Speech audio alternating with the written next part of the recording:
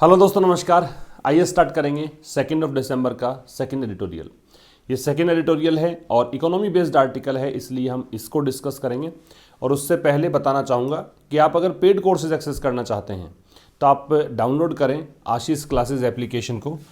Download करने का तरीका ये है कि सीधा प्ले स्टोर में जाके सर्च करेंगे तो भी आपको मिल जाएगा, या फिर आप डिस्क्रिप्शन में लिंक जो दिया है उसके थ्रू भी इसे डाउनलोड कर सकते हैं। इस एप्लीकेशन पर बहुत सारे पेड कोर्सेज हैं, सभी का डेमो वीडियो आपको दे रखा है, सभी वीडियोज़ के सामने PDF मिलेगा, तो ये सब चीज़ें यहाँ पे आपको मिल जाएंगी। एक टेलीग्राम चैनल है आशीष क्लासेज, उस पर भी आप जुड़ जाएं, क्योंकि यहाँ पर एक सेशन अभी इवनिंग में चल रहा है हमारा 9:15 पर। टाइम नोट कर लीजिएगा, 9:15। उन बच्चों के लिए खास जो SSC प्री का एग्ज़ाम की जो कट ऑफ है वो पार कर चुके हैं और जो मेंस की तैयारी कर रहे हैं उनके लिए बेहद खास ये सेशन है। अगर आप बैंकिंग एस्पिरेंट हैं तो भी ये सेशन ज़रूर लें। अगर आप NDA या CDS की प्रिपरेशन करते हैं, कैट की प्रिपरेशन करते हैं तो भी ये सेशन ज़रूर लें। यहाँ पे आपको फ़िलहाल क्लोज टेस्ट मिल रहे हैं। आज की जो क्लास होगी वो कॉमन एरर बेस्ड होगी, तो वहाँ ज़रूर जुड़ें आप, ठीक है। इसका PDF जो है वो इस चैनल पर आपको प्रोवाइड करवाया जाता है। सेशन स्टार्ट होने से पहले ही आपको PDF मिल जाएगा, ताकि आप पहले खुद से सॉल्व करके उसके बाद में सेशन देखें। साथ ही यहाँ पे आपको संडे को मिलता है लाइफ एक्सप्रेस न्यूज़पेपर, और जो भी वीडियोस आपको मिलते हैं यहाँ YouTube पर, उन सभी वीडियोस का नोटिफिकेशन भी यहाँ पर आपको मिल जाता है, तो इस पर भी आप जुड़ जाएं। आज का एडिटोरियल स्टार्ट करेंगे, उससे पहले देख लेते हैं नए वर्ड्स। पहला शब्द आपको मिलेगा शाई ऑफ। ये शाई ऑफ समथिंग होता है, वैसे ये एक फ्रेज के रूप में यूज किया गया है। इसका मतलब होता है to be slightly less than, to be slightly less than, थोड़ा सा कम होना। थोड़ा बहुत कम होने को बोलते हैं क्या? शाई ऑफ, ठीक है। छोटा मोटी अगर थोड़ी सी कमी हो तो उसे बोलेंगे क्या? शाई ऑफ। दूसरा है to gain traction. Gain traction ये एक फ्रेज है। इसका मतलब होता है to begin to be successful, to begin to succeed, सफल होना, शुरू कर देना, ठीक है, सफलता मिलना, स्टार्ट हो जाना, टू बिगिन टू सक्सीड। फिर है बुलवाक। बुलवाक एक नाउन है, इसका मतलब सपोर्ट है, या फिर आप इसे कहेंगे डिफेंस। मीन्स किसी के लिए कोई चीज़ सहारे का काम करे, किसी के लिए कोई चीज़ रक्षा कवच का काम करे, उसे कहेंगे बुलवाक। फिर है लॉग। लॉग वर्ब के रूप में यूज़ किया गया है। रिकॉर्ड या रजिस्टर, क्या बोला जाएगा? रिकॉर्ड या फिर रजिस्टर। दर्ज करना कह सकते हो, क्या कहेंगे? दर्ज करना, ठीक है। फिर है डिसएग्रीगेट। डिसएग्रीगेट वर्ब के रूप में है, तो एक तो एग्रीगेट होता है जिसे आप कहते हैं कुल मिलाकर टोटल, और ये सेपरेट है, अलग अलग करके देखें, डिवाइड करके देखें तो उसे कहा जाएगा डिसएग्रीगेट, अलग अलग। या फिर आप जो एक पूरा समूह है उसको टुकड़ों में तोड़े तो फिर आप उसको डिसएग्रीगेट करना बोलते हैं। ट्रेड वाटर है, ये एक फ्रेज है।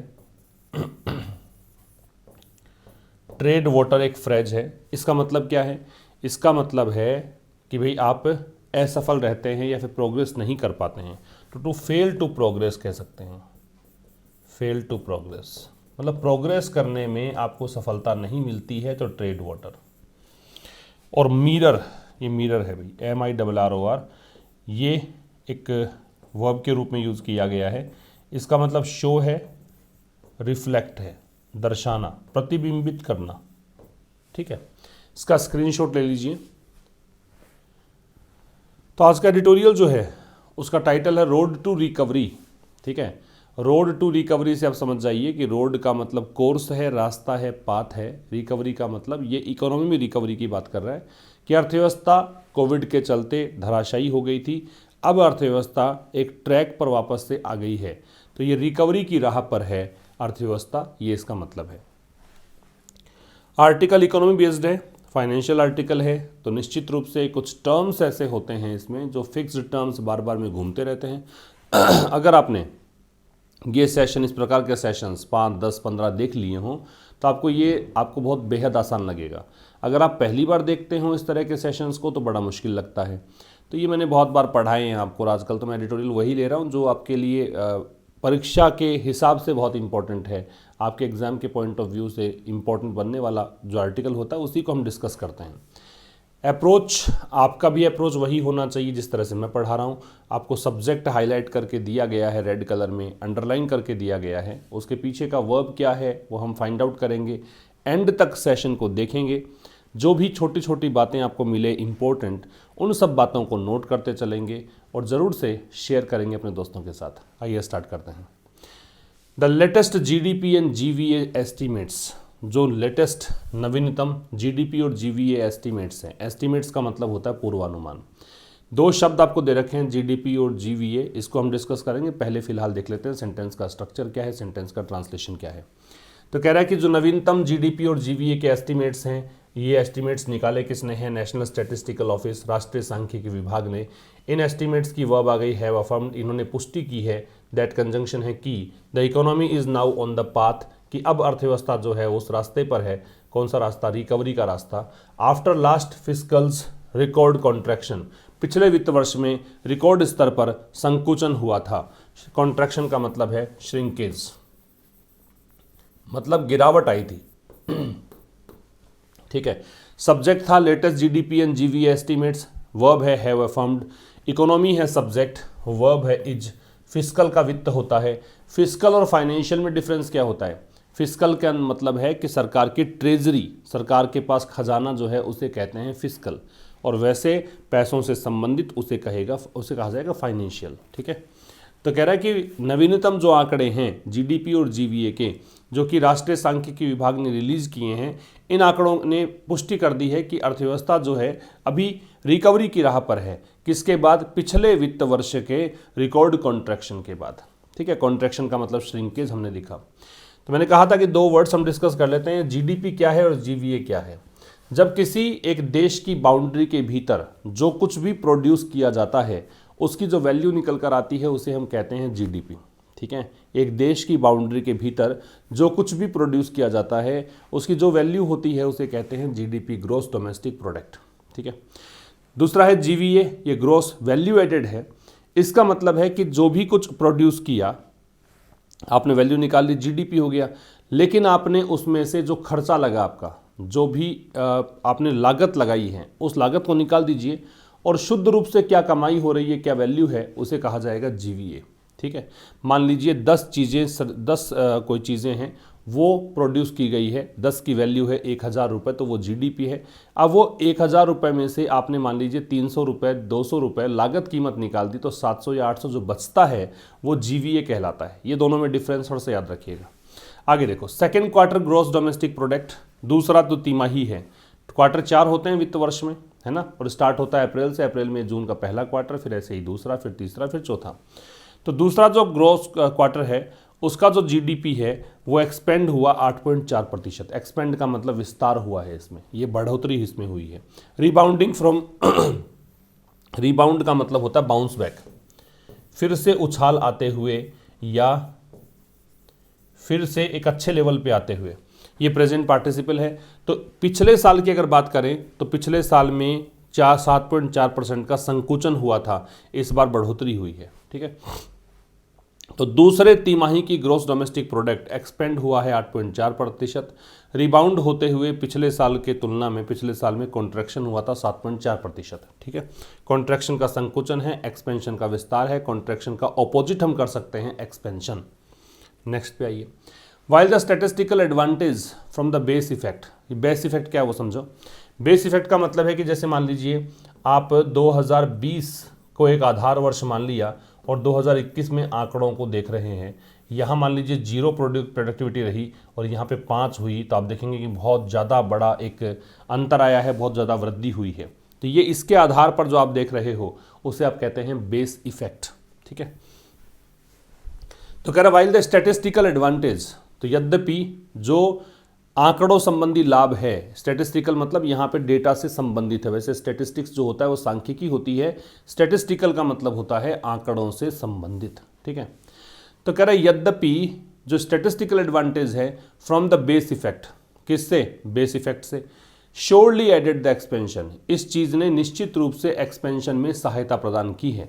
मतलब जो ये आपको विस्तार दिख रहा है, ये आपको दिख रहा है बहुत बढ़ोतरी हो रही है, इसका कारण है बेस इफेक्ट। इसके पीछे वाला जो वर्ष आप ले रहे हो वो वर्ष लॉकडाउन वाला वर्ष रहा, वो कोविड वाला वर्ष रहा, तो उस समय तो कुछ हुआ ही नहीं प्रोडक्टिविटी, इस कारण से आपको नज़र आ रहा है कि बहुत बड़ा एक्सपेंशन है। फिर भी अब ये दूसरा क्लोज है, क्योंकि वाइल एक कंजंक्शन के रूप में यूज किया जाता है, दो क्लोज को कनेक्ट करता है। वाइल की विशेषता ये है कि दोनों ही क्लोज एक दूसरे के विरोधाभासी होते हैं, ठीक है। ये ग्रामर का कॉन्सेप्ट बताया मैंने आपको। तो जो इकोनॉमी है, इकोनॉमी की वर्ब हो गई अपीयर्स। ये इकोनॉमी ऐसा लगता है to have gathered just enough momentum, कि इस इकोनॉमी ने पर्याप्त रूप से एक गति प्राप्त की है। मोमेंटम का मतलब गति। 4 जीडीपी, किसके लिए? GDP to post a marginal 0.3% growth की गति प्राप्त की है, और जीडीपी जो है उसने आंशिक रूप से एक वृद्धि दिखाई है 0.3% की, इवन व्हेन, उस स्थिति में भी, compared with the second quarter of the pre pandemic 2019, जब आप इसकी तुलना करते हैं पेंडेमिक से पहले का जो वर्ष था 2019, उसमें जो दूसरा तिमाही था उसकी अगर बात करते हो तब भी, है ना, 2019-20 का जो फिस्कल ईयर रहा उससे दूसरे क्वार्टर से तुलना करने पर भी थोड़ी सी वृद्धि यहां पर देखने को मिल रही है 0.3% की। तो देखो वाइल से स्टार्ट किया, दो क्लोज हो गए, एक तो यहां से यहां तक। यहां तो कहा कि भाई यद्यपि जो स्टैटिस्टिकल एडवांटेज मिल रहा है, जो आपको यहां पे देखने की बात है कि एक्सपेंशन दिख रहा है, वो इस कारण से है क्योंकि बेस इफेक्ट आप देखिए उसके कारण है कि आप जो आधार वर्ष ले रहे हो, जिससे आप कंपेरिजन कर रहे हो, वो वर्ष कोरोना वाला वर्ष रहा था। फिर भी कह रहा है कि अब ये दूसरा विरोधाभासी वाक्य होगा। यह इकोनॉमी जो है ऐसा लगता है कि इसने पर्याप्त रूप से गति प्राप्त की है कि जीडीपी आंशिक रूप से यहाँ पे इसने 0.3% की ग्रोथ दर्शाई है, उस स्थिति में भी जब 19-20 के फिस्कल ईयर के सेकंड क्वार्टर से कंपैरिजन किया जाता है, ठीक है। काम की बात, ये सब्जेक्ट था, एडवांटेज इसकी वर्ब थी एडेड। फिर यहाँ पे इकोनॉमी सब्जेक्ट है अपीयर्स। यहाँ एक काम की बात है, एनफ जो शब्द है ये नाउन के पहले आ रहा है। अगर एनफ नाउन के साथ आता है तो इसकी पोजीशन होती है नाउन से पहले, और अगर ये एडजेक्टिव के साथ आता है तो इसकी पोजीशन होती है एडजेक्टिव के बाद में। तो एनफ किसके साथ लग रहा है ये इंपॉर्टेंट है देखना। अगर ये एडजेक्टिव के साथ लगेगा तो एडजेक्टिव के बाद में लगेगा, अगर ये नाउन के साथ लगेगा तो नाउन से पहले लगेगा, ये आपको समझना है, ठीक है। The gross value added figures, तो ये जीवीए वाले जो आंकड़े हैं, विच कैप्चर, विच आ रहा है किसके लिए? फिगर्स के लिए। वो आंकड़े जो कैप्चर करते हैं the extent of activity, extent का मतलब होता है लेवल, स्तर, ठीक है। तो ग्रॉस वैल्यू एडेड के जो आंकड़े हैं, अब ये इन आंकड़ों के लिए विच लगा दिया रिलेटिव प्रोनाउन, तो जो कैप्चर करते हैं एक्टिविटी के एक्सटेंट को across the 8 major formal sectors of the real economy. मतलब इकोनॉमी में मुख्यतया 8 सेक्टर होते हैं, तो उनकी बात कर रहा है। सभी 8 सेक्टर में, सभी जो 8 सेक्टर्स है रियल इकोनॉमी के, उनको कैप्चर करते हैं ये आंकड़े। अब फिर से आ जाओ, ये तो हो गया इसकी थोड़ा सा परिचय। अब वापस फिगर्स पे आ जाओ। ये जो आंकड़े हैं इन्होंने भी, ये भी अंडरस्कोर करते हैं। अंडरस्कोर का मतलब होता है इम्फेसाइज करना, जोड़ देना किसी चीज़ पर। तो ये जो आंकड़े हैं जीवीए फिगर्स हैं, ये भी अंडरस्कोर करते हैं इम्प्रूवमेंट को, सुधार पे, ठीक है। With the July September 2021 GVA figure, इसमें क्या है, जुलाई से सितंबर 2021 के जो जीवीए आंकड़े हैं उसमें तो देखिए आप 32.89 लाख करोड़ है ना, ये आंकड़ा रजिस्टरिंग है 0.5% एक्सपेंशन, ये दर्ज कर रहा है 0.5% का एक्सपेंशन हुआ है। किसकी तुलना में? अगर आप 2019 के जुलाई सितंबर के आंकड़े देखें उसमें। सब्जेक्ट है the gross value added figures, verb है अंडरस्कोर, विच है रिलेटिव प्रोनाउन, फिगर्स के लिए है, फिगर्स प्लूरल सब्जेक्ट है, तो कैप्चर यहाँ पे प्लूरल वर्ब है। किसी भी वर्ब के साथ में एस और एस अगर आप जोड़ते हैं तो वर्ब बन जाती है सिंगुलर, अगर वर्ब से एस और एस हटा देते हैं तो वर्ब बन जाती है प्लूरल, ठीक है।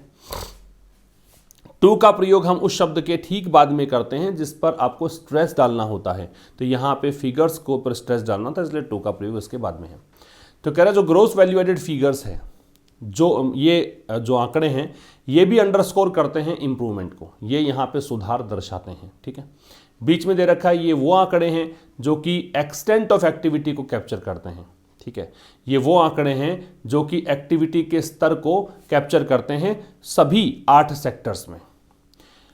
अब ये बीच में एक बार परिचय हो गया, वापस से उसी पे लौट आएंगे। तो जीवीए के जो आंकड़े हैं वो यहाँ पे जोड़ देते हैं, इंप्रूवमेंट हुआ है। कैसे इंप्रूवमेंट हुआ है वो समझाया है कि भई आप 2021 के जीवीए फिगर देखें जुलाई से सितंबर वाले, तो ये इतना रहा, इसका मतलब 0.5% एक्सपेंशन रहा। किससे तुलना कर रहे हैं? 2019 के जुलाई से सितंबर वाले तिमाही की बात कर रहे हैं, सेकंड ये क्वार्टर है, ठीक है। क्योंकि देखो अप्रैल मई जून ये फर्स्ट क्वार्टर, जुलाई अगस्त सितंबर सेकंड क्वार्टर की बात कर रहे हैं। 5 ऑफ द 8 सेक्टर्स, अभी हमने कहा कि भाई किसी इकोनॉमी में मुख्यतः 8 सेक्टर्स होते हैं, तो इन 8 सेक्टर्स में से 5, तो 8 में से 5 सेक्टर जो हैं पोस्टेड ग्रोथ, इन्होंने दिखाई ग्रोथ, इन्होंने वृद्धि दर्शाई है। Not just from the year earlier quarter, ना केवल इसलिए, मतलब ऐसा नहीं है कि आप केवल यहाँ पे तुलना कर रहे हैं कि एक साल पहले की बात ही कर रहे हो, जैसे 21 है 20 से करो तुलना, तो समझ में आता है कि 20 में तो कुछ हुआ ही नहीं, बीच में तो लॉकडाउन था, सारी एक्टिविटी ठप पड़ी थी, बंद पड़ी थी। तो ये ऐसा नहीं कह रहा कि भाई केवल 2020 की बात नहीं कर रहे, बट ऑल्सो सरपास्ट, बल्कि ये आगे निकल गया। सरपास का मतलब होता है एक्सेल, या फिर इसका मतलब होता है एक्लिप्स, बल्कि ये आगे निकल गया किससे? The pre Covid 19 performance. Pre Covid 19 मतलब कोविड 19 से पहले की जो इकोनॉमी की परफॉर्मेंस थी उससे भी आगे निकल गया, ठीक है। तो 8 में से 5 सेक्टर, इन 5 के लिए वर्ब है पोस्टेड, इसी की वर्ब है सरपास्ट, ठीक। Manufacturing which has the second largest share of GVA. Manufacturing निर्माण क्षेत्र, जहां पे चीजें मैन्युफैक्चर की जाती हैं, ये तो सेक्टर है। अब बीच में इसकी बात कर दी, मैन्युफैक्चरिंग के लिए विच दे दिया, तो फिर इसकी वर्ब आ गई हैज। मैन्युफैक्चरिंग जो कि has the largest second largest share of GVA, GVA में दूसरा सबसे बड़ी हिस्सेदारी किसकी है? मैन्युफैक्चरिंग की है। अब आ जाओ इस पे, ये ऐसा लगता है, ये इसकी वर्ब है टू हैव रीगेन ट्रैक्शन, कि इसने फिर से सफलता अर्जित करनी शुरू कर दी है। गेन ट्रैक्शन का मतलब होता है टू स्टार्ट टू या टू बिगिन टू सक्सीड, तो इसने फिर से सफलता अर्जित करनी शुरू कर दी है। And was the bulwark of GVA, और वॉज भी इसी के लिए, मैन्युफैक्चरिंग के लिए है, और ये जीवीए का ग्रोस वैल्यू एडेड का बुलवाक था। बुलवाक का मतलब सपोर्ट था, इसने सहारा दिया जीवीए को, ठीक है। लॉगिंग रजिस्टरिंग को बोलते हैं, रजिस्टर या रिकॉर्ड बताया था मैंने आपको, और इसमें दर्ज हुई है 3.9% का एक्सपेंशन, विस्तार, किससे? Pre pandemic second quarter of fiscal 2020, ये वित्त वर्ष 2020 है, प्री कोविड की बात कर रहे हैं, मतलब पेंडेमिक से पहले का जो दूसरा क्वार्टर था उससे कंपैरिजन करें तो उससे 3.9% एक्सपेंशन नजर आ रहा है, ठीक है। मैन्युफैक्चरिंग सब्जेक्ट है, वर्ब अपीयर्स है, ठीक है। इसके बाद में विच रिलेटिव प्रोनाउन है, फिर इसकी वर्ब है वो हैज है। इसके अतिरिक्त यहाँ पे देखेंगे आप वॉज भी मैन्युफैक्चरिंग की ही वर्ब है। गेन ट्रैक्शन का मतलब सफलता अर्जित करना, स्टार्ट करना, लॉग का मतलब रजिस्टर या रिकॉर्ड करना, बुलवाक का मतलब डिफेंस या सपोर्ट होता है। बाकी यहाँ पे कुछ स्पेशल नहीं था। The key employment providing services categories, अब ये कह रहे हैं जो महत्वपूर्ण, की का मतलब महत्वपूर्ण होता है, एम्प्लॉयमेंट प्रोवाइडिंग सर्विसेज वो सेवाएं, वो सर्विसेज जो कि रोजगार प्रदान करती हैं। तो जो महत्वपूर्ण की जब एडजेक्टिव के रूप में आता है तो इसका मतलब होता है इंपॉर्टेंट। तो जो इंपॉर्टेंट रोजगार प्रदान करने वाली सेवाएं हैं उनकी जो कैटेगरीज हैं, हाउ एवर, हालांकि, आर इसी की वर्ब है कैटेगरीज की, ठीक है, ये कैटेगरीज तक कर लीजिएगा। ये आर आ गया, are yet to fully recover, जब आप येट टू लगाते हो इसका मतलब वो काम पेंडिंग है, वो काम अभी तक हुआ नहीं है। ये ग्रामर की बात बता रहा हूँ।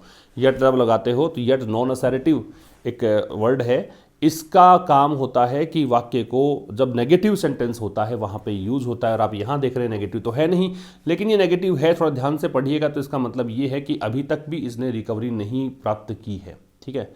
तो कह रहा है कि जो महत्वपूर्ण एम्प्लॉयमेंट प्रोवाइडिंग सर्विसेज कैटेगरीज है, हालांकि इन्हें अभी भी क्या करना है? रिकवर होना है from the pandemics devastating impact. किससे रिकवर होना है?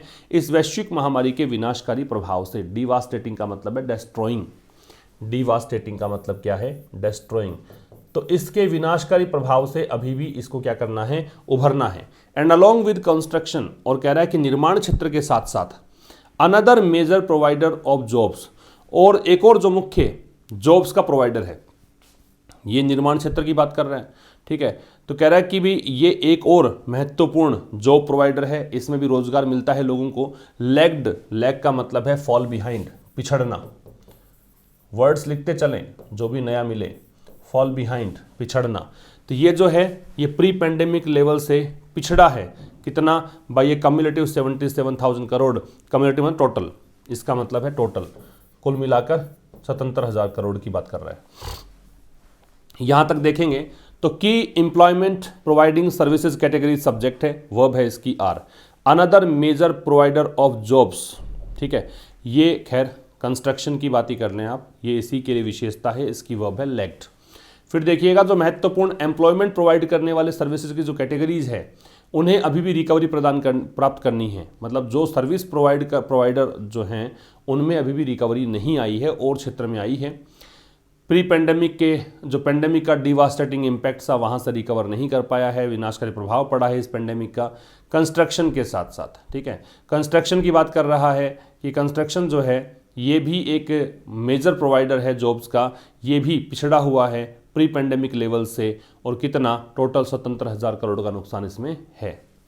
With the potential impact, potential का मतलब पॉसिबल या फिर संभव, तो इस चीज़ के साथ कि एक संभवतया प्रभाव पड़ने वाला है ओमिक्रॉन वेरिएंट का। अब एक नया वेरिएंट मार्केट में आ गया कोरोना का, ओमिक्रॉन वेरिएंट।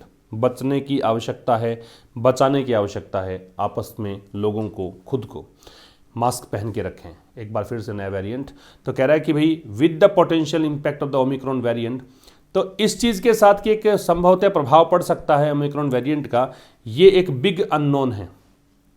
मतलब ये चीज़ पता नहीं है, बहुत बड़ी ऐसी चीज़ है कि जो कि अननोन है। द आउटलुक हेयर, तो जो दृष्टिकोण है, जो व्यू है, आउटलुक का मतलब व्यू पॉइंट, स्टैंड पॉइंट है ना, जो भी आपका दृष्टिकोण है, here may stay hazy for now, अभी भी ये क्या हो सकता है, हेजी हो सकता है। हेजी का मतलब नोट कर लीजिए नेब्यूलस होता है, हेजी का मतलब नेब्यूलस है, हेजी का मतलब अनक्लियर है, अस्पष्ट हो सकता है, ठीक है। तो इस चीज़ के साथ कि ओमिक्रॉन वेरिएंट का पोटेंशियल इम्पैक्ट जो है वो अभी बड़ा अननोन है, बिल्कुल अज्ञात है, पता नहीं कितना असर डालेगा। तो अभी भी अगर हम सोच के चलें कि अर्थव्यवस्था में क्या होने वाला है, एक्सपेंशन होगा, कॉन्ट्रैक्शन होगा, तो ये सब चीज़ें हमारे लिए अभी धुंधली नज़र आती हैं, अभी तक स्पष्ट नहीं हो पाया है ये सब चीज़ें, ठीक। अ डिसएग्रीगेटेड व्यू दृष्टिकोण, डिसएग्रीगेटेड किया है तो मैंने बताया था सेपरेट करके या डिवाइड करके। तो अगर आप चीज़ों को एनालाइज करें, अगर आप एक एक पॉइंट की अलग अलग बात करें, तो फिर जीडीपी डेटा का जो डिसएग्रीगेटेड व्यू है ये दिखाता है, क्या दिखाता है भाई, एरियाज ऑफ कंसर्न, ये दिखाता है चिंता का क्षेत्र कि कंसर्न के एरियाज कौन कौन से हैं। That could undermine the recovery, that यहाँ पे आ रहा है उन क्षेत्रों के लिए, तो ये वो क्षेत्र हैं जो कि रिकवरी को अंडरमाइन कर सकते हैं। लिख लीजिएगा, अंडरमाइन का मतलब होता है इरोड या वीकन, कमजोर कर देना, डेंट भी लिखा जा सकता है, कमजोर कर देना, ठीक है। इरोड, वीकन, डेंट ये है सिनोनिम्स अंडरमाइन के। रिवील का मतलब शो करना है, दिखाना है। तो एक डिसएग्रीगेटेड व्यू में, व्यू नाउन है, डिसएग्रीगेटेड एडजेक्टिव है, ए डिटर्मिनर है। एक अलग अलग करके अगर हम सोचें जीडीपी डेटा को थोड़ा सा एनालाइज करें, टुकड़ों में तोड़ कर देखें, अलग अलग सेक्टर वाइज बात करें, तो ये दिखाता है क्या कि एरियाज ऑफ कंसर्न दिखाता है, चिंता के कारण कौन कौन से हैं, क्षेत्र कौन कौन से हैं वो दिखाता है। ये वो क्षेत्र हैं जो कि रिकवरी को क्या कर सकते हैं, अंडरमाइन कर सकते हैं, कमज़ोर कर सकते हैं। प्राइवेट फाइनल कंजम्पशन एक्सपेंडिचर, जो निजी, जो उपभोग संबंधी व्यय है, खर्चा है भाई, एक तो सरकार खर्चा करती है, कंजम्पशन एक्सपेंडिचर होता है, एक निजी निवेश होता है। तो ये निजी जो खर्चा है, दैट मेजर्स, दैट यहाँ पे इसी एक्सपेंडिचर के लिए आ रहा है रिलेटिव प्रोनाउन, ये वो चीज़ है जो मेजर करती है, मापती है स्पेंडिंग, व्यय को, ऑन एवरीथिंग, हर चीज़ पर। हर चीज़ कौन सी, फ्रॉम इसेंशियल्स, इसेंशियल्स मतलब ज़रूरी है, रोटी कपड़ा मकान ज़रूरी हो गया है ना, तो यहाँ से लेकर लग्जरी गुड्स तक, जो विलासितापूर्ण सामान है वहाँ तक, and the entire gamete, gamete का मतलब लिख लीजिए रेंज होता है, स्कोप होता है, एंटायर का मतलब कंप्लीट है, एडजेक्टिव है ना, और पूरा का पूरा जो रेंज है सर्विसेज की उन सबको, बाय ऑल कंज्यूमर्स, सभी उपभोक्ताओं के द्वारा, and has the largest share, और इसका सबसे बड़ा शेयर है किसमें, जीडीपी में, कितना, 55% का शेयर है इसका। इज स्टिल ट्रेडिंग वाटर, और ये जो क्षेत्र है वो अभी भी क्या है, प्रोग्रेस नहीं कर रहा है, असफल है प्रोग्रेस करने में। ट्रेड वाटर का मतलब मैंने लिखवाया था आपको। तो डिसएग्रीगेटेड व्यू जो है जीडीपी डेटा का, ये दिखाता है एरियाज ऑफ कंसर्न, ये वो एरियाज हैं जो कि रिकवरी को क्या कर सकते हैं, ये अंडरमाइन कर सकते हैं। प्राइवेट फाइनल कंजम्पशन एक्सपेंडिचर है, जो कि क्या करता है, खर्चे का मापन करता है। खर्चा किस पर, हर एक चीज़ पर, कहाँ से कहाँ, जो आवश्यक सामग्री है वहाँ से लेकर विलासितापूर्ण सामान है वहाँ तक, कि कोई उपभोक्ता कितना पैसा खर्च कर रहा है मार्केट में आवश्यक चीज़ों पर, और जो विलासितापूर्ण सामान है, लग्जरी गुड्स है जैसे एसी है, गाड़ी है, इन सब पर, और जो सर्विसेज की पूरी रेंज है उस पर सभी कंज्यूमर्स के द्वारा कितना खर्चा हो रहा है, ये इसका मापन करता है। यहाँ तक इसकी एक इंट्रोडक्शन हो गया है। फिर से आ जाइए इस एक्सपेंडिचर पर। कह रहा है इसी के आगे थोड़ा दे रखा है, and has the largest share of GDP, और यही जो चीज़ है इसका सबसे बड़ा शेयर भी है जीडीपी में, 55% तक का हिस्सेदारी है। जीडीपी जो बनती है उसमें प्राइवेट कंजम्पशन के हिस्से सबसे ज़्यादा है, 55% है। अब इस पे आ जाओ, ये एक्सपेंडिचर जो है ये अभी भी क्या है, ट्रेड वाटर, मतलब कंजम्पशन जो एक्सपेंडिचर है वो अभी भी कम हो रहा है, उपभोक्ता पैसा अभी भी कम खर्च कर रहे हैं, इसमें इतनी प्रोग्रेस दिखाई नहीं पड़ रही है। आगे देखिए, the uncertainty induced by, induce का मतलब होता है एनकरेज, इंड्यूस का मतलब होता है एनकरेज, ठीक है। तो अनसर्टेनिटी, अनिश्चितता, किस कारण से, वैसे एनकरेज भी होता तो यहां तो इसका मतलब कोज्ड कर दीजिए, ठीक है, यहां इसका मतलब कोज। तो अनिश्चितता किस कारण से पैदा हुई, पेंडेमिक के कारण। कपल्ड विद का मतलब इसमें जोड़ दीजिए, है ना, इसमें एक चीज और जोड़ दीजिए, रिड्यूस्ड और लॉस्ट इनकम्स, लोगों की जो इनकम है वो या तो हो गई है कम, इनकम तो नाउन है, रिड्यूस्ड एडजेक्टिव है, लॉस्ट भी एडजेक्टिव है, तो या तो इनकम हो गई है कम, या फिर इनकम खत्म ही हो गई है, लॉस्ट ही हो गई है। कंटिन्यूज, ये अनसर्टेनिटी की वर्ब है, ये लगातार जारी है, टू डिप्रेस डिमांड, किस लिए ये जारी है, क्या करना, कि ये डिमांड को डिप्रेस कर रही है, डिमांड को और कम कर रही है। एंड इज मिरर्ड, और ये चीज़ दिखती है, प्रतिबिंबित है, शो होती है, रिवील होती है, किसमें, कंज्यूमर स्पेंडिंग में, कि लोग जो खर्चा कर रहे हैं उसमें दिखती है। स्टिल रिमेनिंग, क्योंकि ये जो खर्चा है अभी भी 3.5% कम है, किससे, प्री कोविड लेवल से। कोविड से पहले का लेवल देखें, अब का लेवल देखें, तो कंज्यूमर स्पेंडिंग जो है अभी भी 3.5% कम है। शाई ऑफ का मैं थोड़ा बताया था मैंने आपको, स्लाइटली लेस होना, थोड़ा सा कम होना। तो अनसर्टेनिटी है, इसकी वर्ब कंटिन्यूज है। मिरर्ड का मतलब शो या डिस्प्ले है, दिखाना है, प्रतिबिंबित करना है। शाई ऑफ का मतलब स्लाइटली लेस होना है।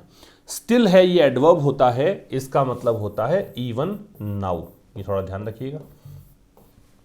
तो क्या कह रहा है कि अनिश्चितता किसने पैदा करी, अनिश्चितता पेंडेमिक ने, है ना, इंड्यूस्ड मतलब caused by.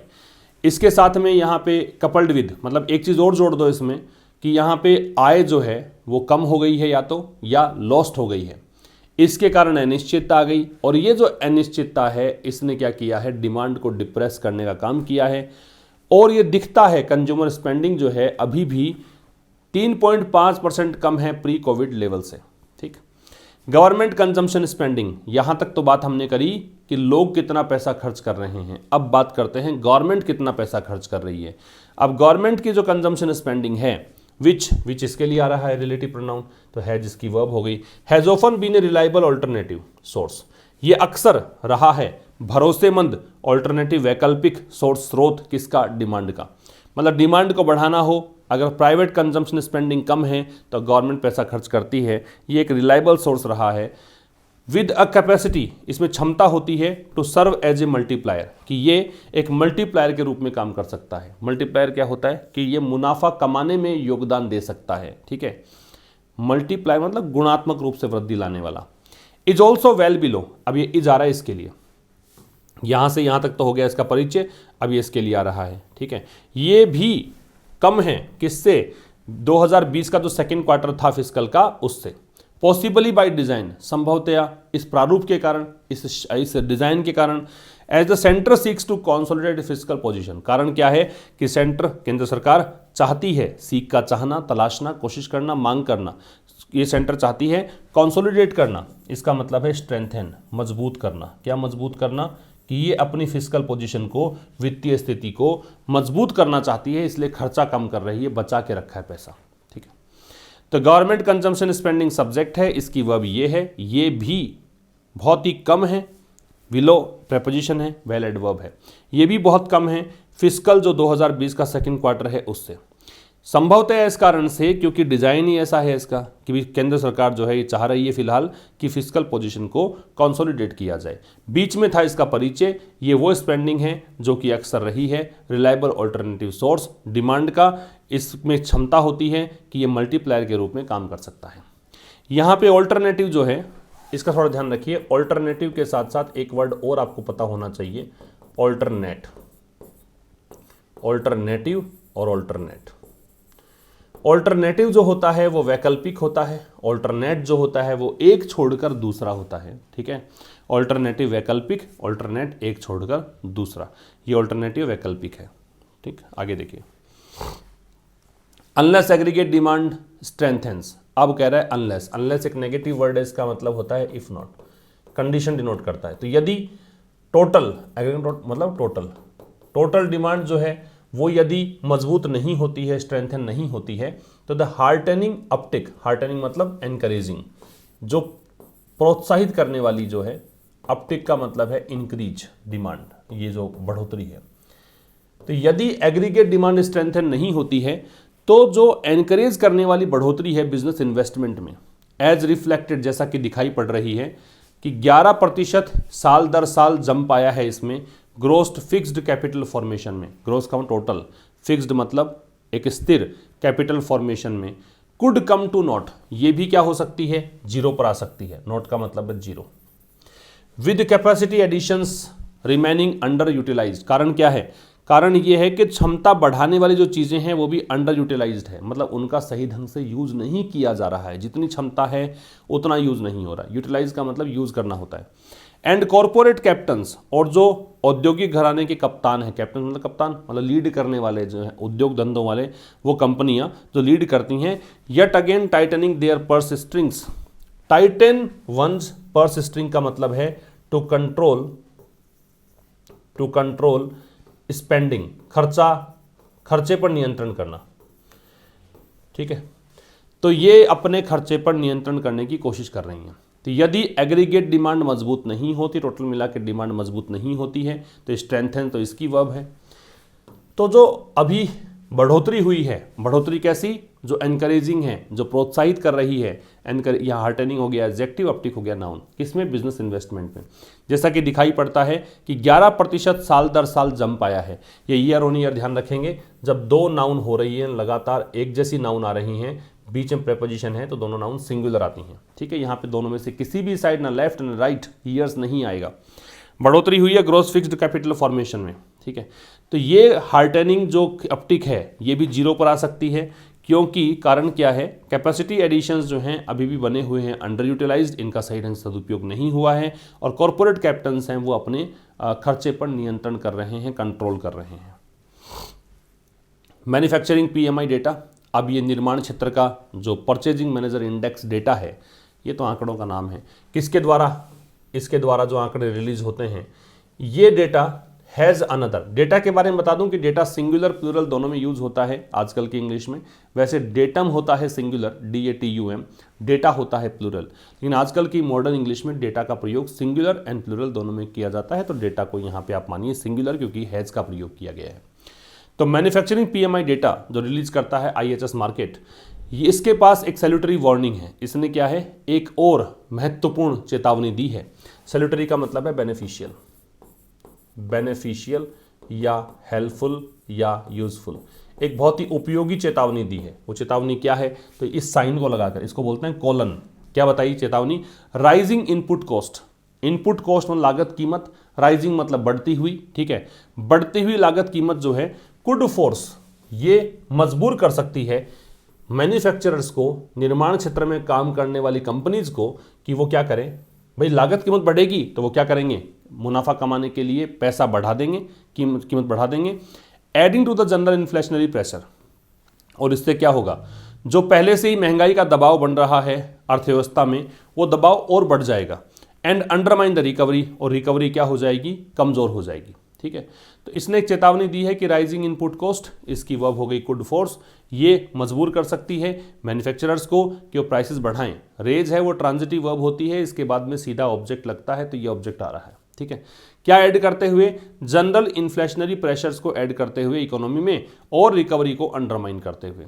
Policy makers need, policy makers को आवश्यकता है क्या करने की, to ramp up, ramp up का मतलब होता है इंक्रीज करने की, बढ़ाने की, स्केल अप करने की, लिख लीजिएगा रैंप अप, इसका मतलब है स्केल अप, या फिर आप इसे कहेंगे इंक्रीज, बढ़ाना।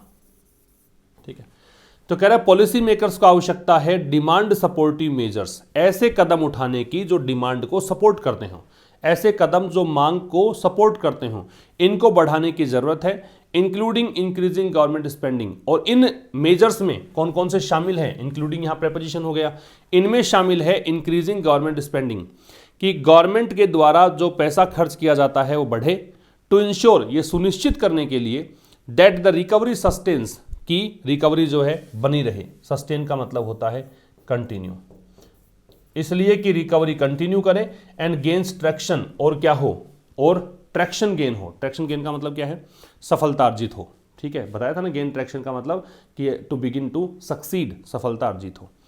तो सस्टेन का कंटिन्यू भी कह सकते हो, परसिस्ट भी कह सकते हो। ठीक है, ये किसकी वर्ब है, रिकवरी की वर्ब है यहाँ पे। इंश्योर का सुनिश्चित करना होता है, एक वर्ड होता है श्योर, ये आश्वस्त करना होता है, एक इंश्योर होता है, इसका मतलब बीमा करना होता है। तो ये था दोस्तों आज का एडिटोरियल। अब मुलाकात होगी कल शाम 5 बजे, और उससे पहले रात को 9:15 पर सेशन देखना ना भूलें। आज हम डिस्कस करने वाले हैं कॉमन एरर्स। अगर आप तैयारी कर रहे हैं एसएससी मेंस की, या फिर प्री की, या बैंकिंग की तैयारी कर रहे हैं, या एनडीएस, सीडीएस, कैट की, या क्लेट की तैयारी कर रहे हैं, तो सेशन बहुत इंपॉर्टेंट है। दोस्तों को बताएं, दोस्तों के साथ ज़रूर से वीडियो शेयर करें, और बने रहें ताकि नई नई चीज़ें हम सीखते रहेंगे। थैंक यू वेरी मच, मिलते हैं कल।